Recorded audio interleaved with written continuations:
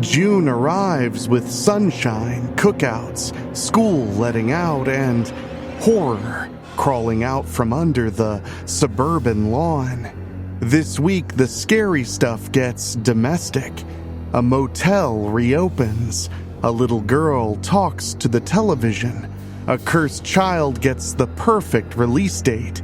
And one night a year, the neighbors become monsters because the law says they can.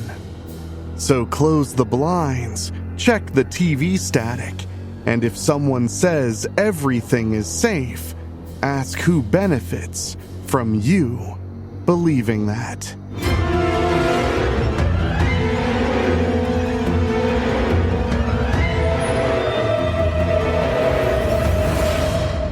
Welcome back to This Week in Horror History, your weekly time machine through the creepiest anniversaries in film, TV, books, and games. I'm your host, Enrique Couto, and tonight we're talking about June 1st through June 7th. Coming up, Norman Bates comes home. Suburbia discovers the mortgage can come with ghosts attached. The Antichrist gets a release date nobody forgets. And Blumhouse asks what happens when violence becomes a civic holiday. Then, right after the break, our deep-cut spotlight shines on genetic engineering, parental failure, and the moment curiosity stops being science and becomes sin. June 3rd, 1983, Psycho 2 hits theaters, and on paper, this shouldn't work. You're following Alfred Hitchcock, bringing Norman Bates back after 23 years, and asking the audience to return to the motel, the fruit cellar, and the mother-shaped shadow hanging over everything. But somehow, Psycho 2 becomes one of horror's great, wait, this is actually good? Sequels. And I really do stand by that. Anthony Perkins makes Norman painfully human, a man trying to build a normal life while everyone around him treats sanity like a temporary costume. I'm happy to say that time has been very, very kind to Psycho 2. It's a film that delivers in pretty much every way while not being a total copy of the original Psycho. Anthony Perkins is on point. The screenplay by Tom Holland, a man who would go on to direct both Child's Play and Fright Night, among many other films, checks all the right boxes, and then Richard Franklin's direction does the job well while not constantly trying to recreate Hitchcock. Because who really can? And it was a hit. It made about $34.7 million at the box office on a reported $5 million budget. If you've never given Psycho 2 a chance because you felt like there was no way it could live up to the original, and that is a fair concern, you really should give it a watch, and if you've seen it and felt like you were underwhelmed originally, a revisit is just what you need. It's currently streaming on Prime Video included with your subscription, or to rent or buy on Prime Video, Apple TV, and Fandango at home. June 4th, 1982. Poltergeist arrives in theaters, and The Safest Place in America suddenly looks like a very well-appointed trap. It isn't a rotting mansion. It's a nice family house with toys, snacks, television, and bedtime routines. Then the TV talks back. The closet becomes the mouth. A tree becomes a predator. The swimming pool becomes a grave. Someone built a normal life on top of something buried, then acted shocked when the ground had a memory. Poltergeist has every right to be a classic. Not only was it produced by the legendary Steven Spielberg, but it was directed by Tobe Hooper from Texas Chainsaw Massacre. There are a lot of people who try to claim Toby didn't actually direct the film, and I think it's scurrilous. I really think Toby did direct Poltergeist. I think Steven Spielberg had a lot of input, and from everything I've ever heard about Tobe Hooper, he loved to collaborate, and he was always open to suggestions. So I think that it was just simply a solid collaboration that made a monster hit. In fact, it made about $121.7 million worldwide on roughly $10.7 million in budget. A major hit and one of the defining supernatural horror films of the 1980s. So if you need to meet Captain Howdy for the first time or just want to catch up for old time's sake, Poltergeist is available to watch right now on MGM Plus with a subscription, and of course you can rent or buy it on Prime Video, Apple TV, and Fandango at home. June 6th, 2006, the Omen remake opens. That's right, that's on 6606, because sometimes the marketing department gets handed a gift from time itself. A remake of The Omen centered on Damien, the child who may very well be the Antichrist, arriving on the calendar's most obvious Number of the Beast gag. This is the studio kind of whispering to each other, come on, you know you want to. The film is a slicker 2000s version of the 1976 classic with Liev Schreiber, Julia Stiles, and Mia Farrow.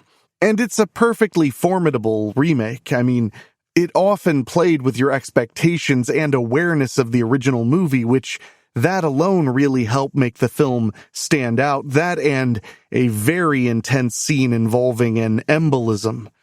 Man, I still think about that one. But the real hook here, the reason it is horror history, is because of the release date. Horror loves symbols, and this one turned a Tuesday release into an event. And I was there, my spookies. I was there at the drive-in movie theater, the Dixie Twin in Dayton, Ohio, seeing the Omen remake on 6606. Proudly ready to watch it. And it really did pay off because about $120 million was brought in worldwide on a reported $25 million budget.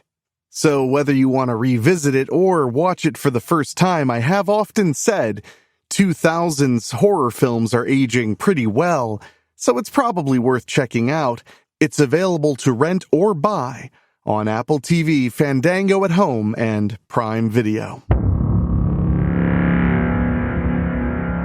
June 7th, 2013, The Purge opens in United States theaters and turns one sentence into a franchise machine. For 12 hours, all crime, including murder, is legal. That premise hits before the film even begins. It's got home invasion, dystopia, political and social satire, and it's all squeezed into one very blunt nightmare. A rich family, a bloody night, and the ugly question of who gets to feel safe when society takes the mask off. Literally and figuratively. This was a shockingly simple but brilliant concept that led to a huge franchise with, I think we're at 5 total Purge films and 2 seasons of a TV series that was highly underrated, by the way. I do really recommend checking that out, especially if you want to understand the Purge world a little bit more. The TV series dives deep into the dystopia and the realities.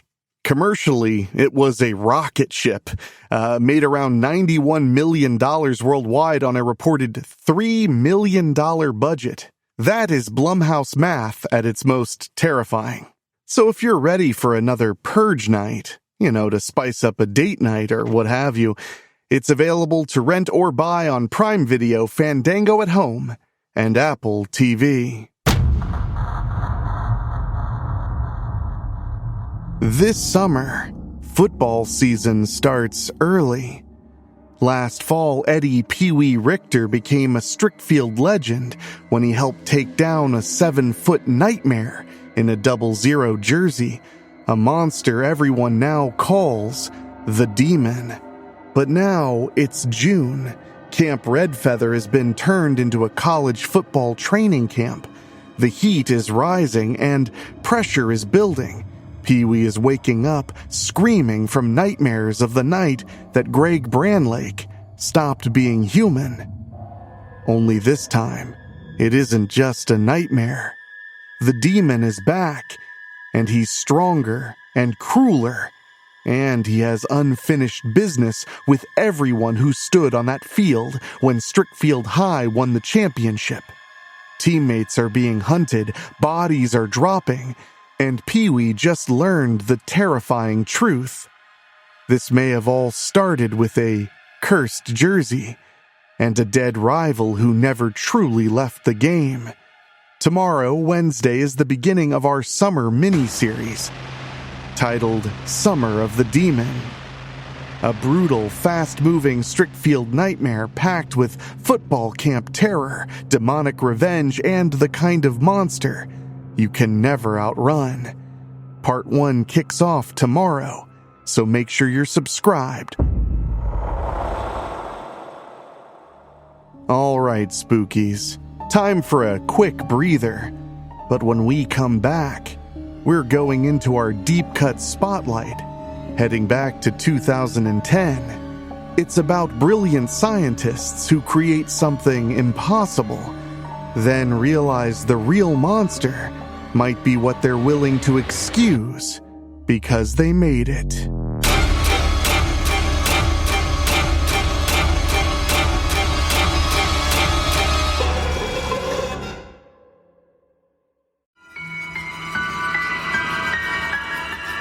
And we're back, so let's get into it. Come along, spookies. On June 4th, 2010, Splice opens in wide release and gives the week its strangest and stickiest nightmare. Adrian Brody and Sarah Polley play Clive and Elsa, scientists combining animal DNA. Then they go even further. Human DNA, added secretly and recklessly. In horror, just to see if we can is basically the same as reading Latin from a book bound in human skin. What they create is Dren, part experiment, part child, part creature, part mirror. And that's where Splice gets more uncomfortable than a simple monster made in a lab kind of movie. The horror is not just that Dren exists, it's that Clive and Elsa keep changing what she is, depending on what lets them avoid responsibility. Science, child, animal, secret. Splice isn't really asking whether we should fear genetic engineering. It's asking what happens when human beings get godlike tools while still carrying human cowardice, jealousy, ego, and need. Dren's design is unforgettable. It's graceful but innocent and always upsetting. The movie makes you care about something that shouldn't exist, then makes you sit with how dangerous that care becomes. At the box office, Splice underperformed, about $27.1 million worldwide on a reported $30 million budget, which is a hefty budget for a horror film. But, as a deep cut, it is aged into a chilling cautionary tale where the laboratory is clean, the ethics are rotten, and the monster is born long before the creature hatches. It's truly a memorable film and absolutely a worthy deep cut. Unfortunately, the availability is not great. Right now, your best option is to get a hold of a physical copy on Amazon or wherever you buy your physical media. And there were rumblings that it might be available on DirecTV if you're a subscriber, but otherwise, I can't find it really anywhere. Now let's take a moment to celebrate some birthdays in the horror realm, starting with one that is very synonymous with my childhood. Born on June 1st, 1977, is Danielle Harris, Halloween franchise survivor and Jamie Lloyd herself, a modern scream queen with serious slasher credibility and one of the best reputations with fans out there. A very happy birthday, Danielle Harris. Born on June 4th, 1956, Keith David, not to be confused with my confusion a few weeks back of David Keith. I know, but Keith David is a phenomenal actor. He has that voice, that presence, and genre immortality through The Thing, They Live, Pitch Black, and so much more. Keith David has the voice, he has the look, and in They Live, he brings the film together and manages to hold his own with Rowdy Roddy Piper, both in charisma and in physical fighting. So, happy birthday, Keith David. Now we're talking just straight up horror royalty, because born on June 6th, 1947, Robert Englund, Freddy Krueger, full stop. What more do you need? I mean, he's Freddy Krueger, and they tried another Freddy Krueger, and it didn't work as well as Robert Englund because he has the theatricality, the cruelty, the humor, and he just pushes this mythicness about him. He's an actor beyond Freddy Krueger, but if we're talking about horror history, this is about as big as you get without playing Dracula or the Wolfman for the first time. And he has other great horror contributions, but come on, man. Freddy Krueger. Happy birthday, Robert Englund. And finally, born on June 7th, 1909, Jessica Tandy, elegant, legendary, and forever part of Hitchcock history, thanks to her contributions in The Birds. Happy birthday, Jessica Tandy. Our then and now this week is horror moving into spaces that are supposed to be controlled. Psycho 2 says the past isn't dead just because the court says you're free and sane. Poltergeist says the dream house can still be built on a grave. The Omen says evil can be packaged, dated, and sold like an event. The Purge says the real monster may be civilization, with the rules turned off. And Splice asks the modern question, what if creation is easy, but responsibility is the part we're not evolved enough to handle? For our weekly recommendation, if you want something vicious, funny, and deeply uncomfortable to pair with this week's horror history mood, give The Loved Ones a watch.